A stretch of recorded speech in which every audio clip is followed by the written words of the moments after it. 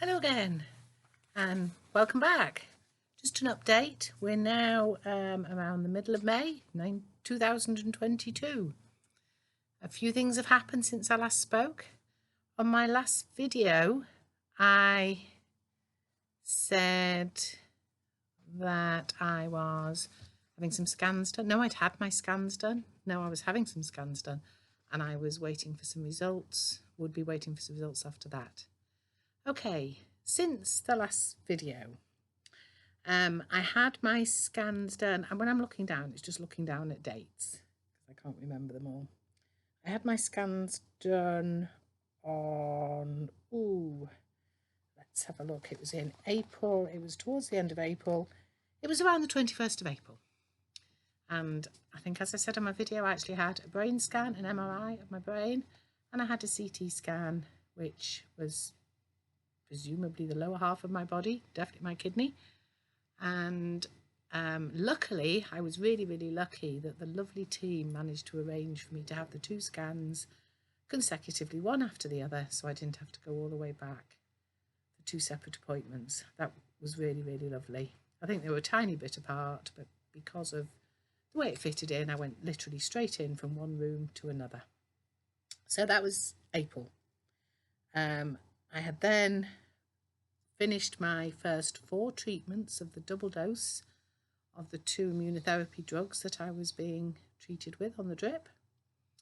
And I was due to have a 6-week break before going down to just one of the drugs, nivolumab or something like that, which carries on as long as I can sustain it, for as long as need be.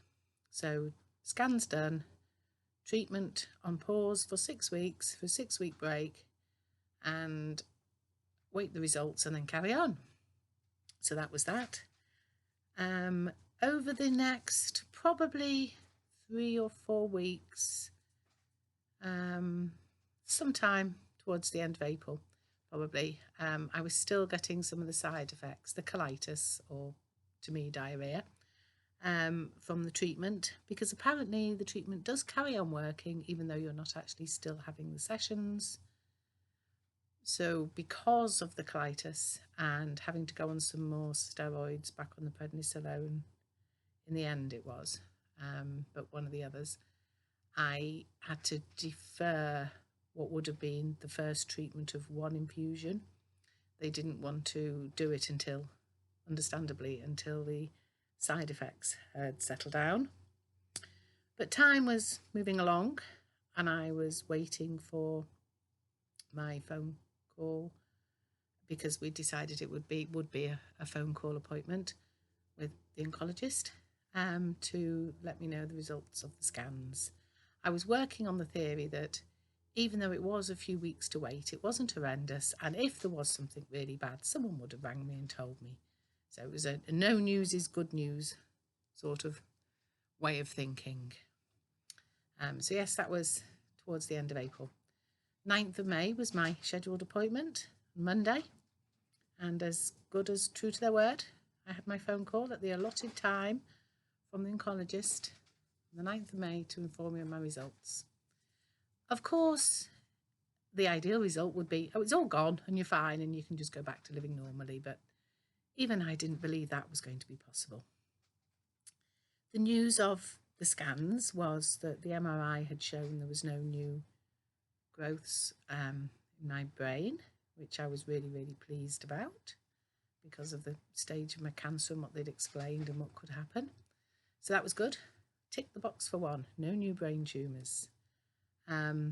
We didn't discuss much about the small nodes that they'd said on my lungs. And then came to the kidney tumour. The kidney tumour was, I think the word that is used is stable, basically not changed.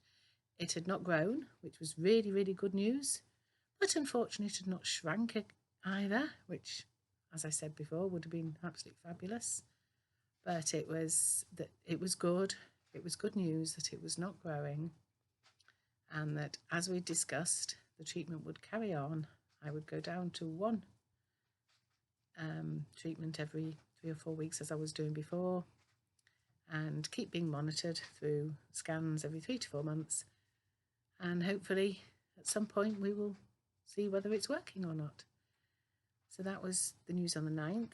We also discussed the fact that that was the Monday, and I was actually booked in for that Friday for my replacement first treatment of one drug. And I did discuss with the doctor, with oncologist, that I assumed this wouldn't be happening because the colitis still hadn't gone, and I was on this high dose of steroids to try and get shut of it again. And yes, she agreed. So that appointment was ultimately changed to the week we're in now, which is the week beginning the 16th of May.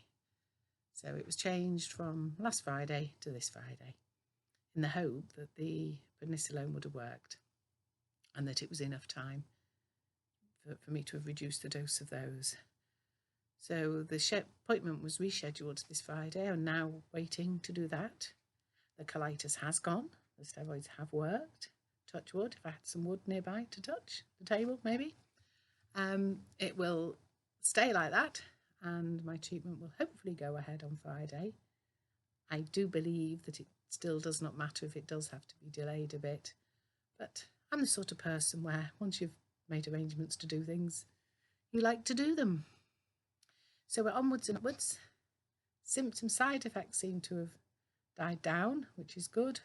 Treatment seems to be back on plan, and no more tumours growing, and the one that's there doesn't seem to be carrying on growing, which is really, really good news.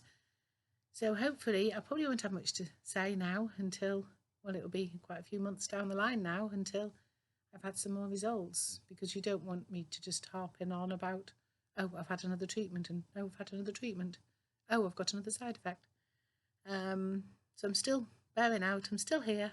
I'm still going strong. I'm mentally in a lot stronger place than I have been. I have had a few blips. Yes, it is, I assume, normal. And the psychology team have been really, really good to talk to. They've been really helpful, having that outside person to chat to, as well as all your really good friends and family that you have. So nice to speak to you again. Speak again soon. Goodbye. Take care.